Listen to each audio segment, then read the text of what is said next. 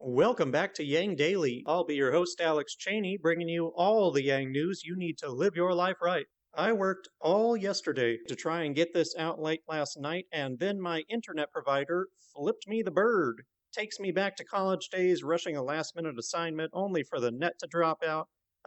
Good times. Anyway, we've got a lot of important items to cover, and they're not super happy. Things we need to change.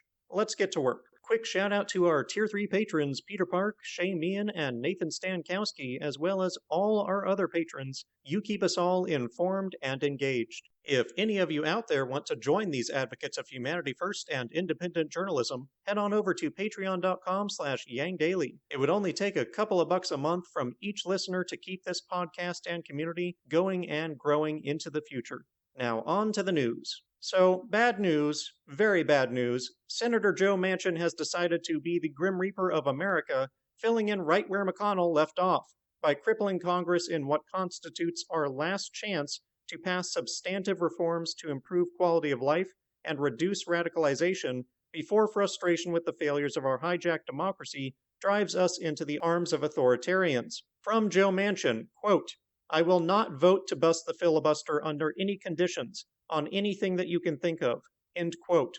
These could well be the words inscribed on America's tombstone. After all we did to sideline McConnell, one person still controls the fate of the country and steers it directly into quagmire. He even had the nerve to state that Republicans will work with Democrats to pass legislation, because apparently he's a mental patient who cannot comprehend the utter and complete obstruction the GOP conducted under Obama and are conducting right now. McConnell is literally, at this moment, using the filibuster to prevent the transition of control of the Senate and appointment of committee heads.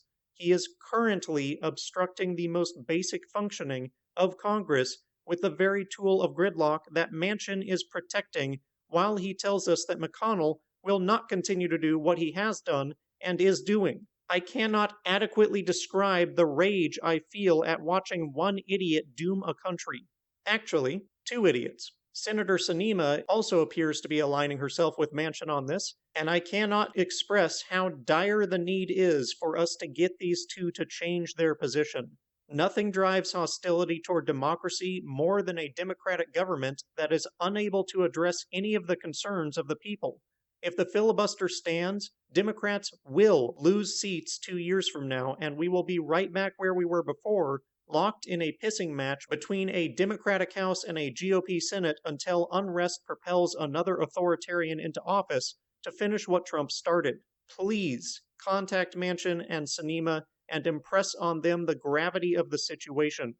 Feel free to use my filibuster and state of the country arguments in the thread below if it helps. Get others in your life to help as well. This is not a battle any of us can afford to lose. And the evidence of Trump's coup attempt continues to mount. In connection to the item the other day about Trump trying to displace DOJ Attorney General Rosen, anonymous sources reported to the Wall Street Journal that Trump pushed the Justice Department to directly ask the Supreme Court to invalidate Biden's electoral win in his final weeks. This was also shut down by Rosen and other DOJ employees, as there were no legal grounds on which they could rightly challenge the election results.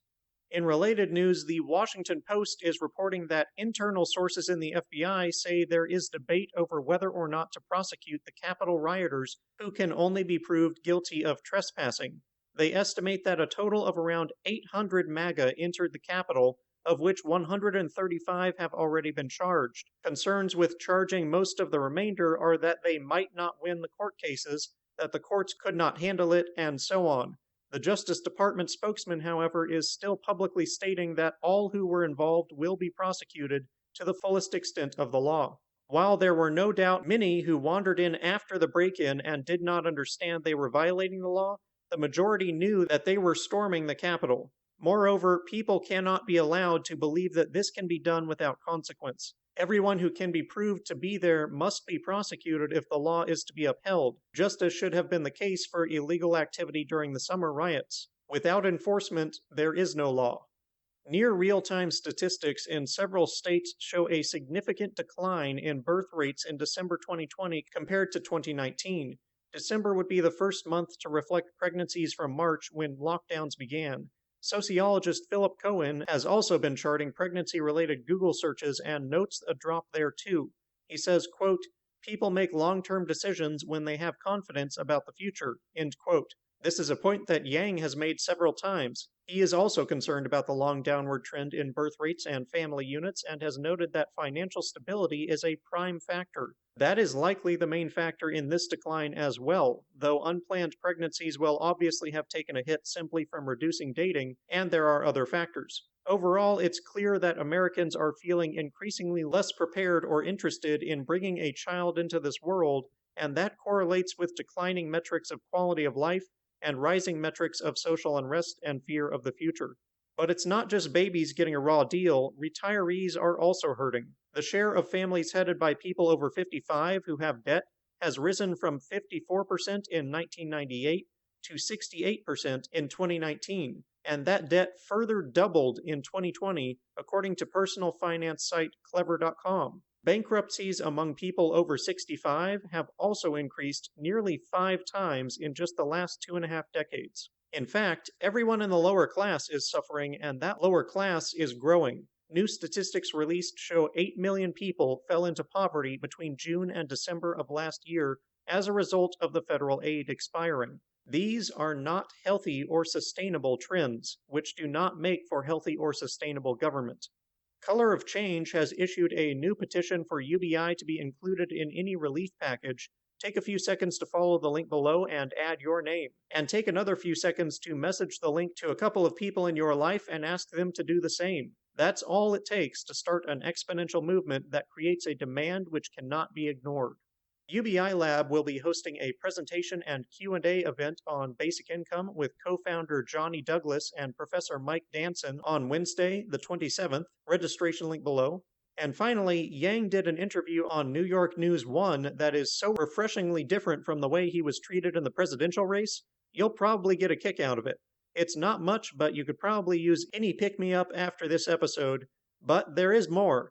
District Council 37 hosted all the mayoral candidates side by side to answer community questions, and one of the other candidates, Carlos Menchaca, announced that he has a UBI plan as well. It's spreading, gang. And that'll do it for today's Yang Daily. Bookmark and share the filibuster, baby bust, and poverty threads. Share the mayoral Q&A and UBI petition. Bury Manchin and Sinema in demands and arguments for them to support relief checks and repeal the filibuster. Flood Congress with calls, tweets, faxes, and letters using the Resist bot or Income Movement easy contacts below. If you need help, consult Humanity Forward, the Income Movement Aid Database, the Mission Asset Fund, or United Way, and don't forget to Yang Daily.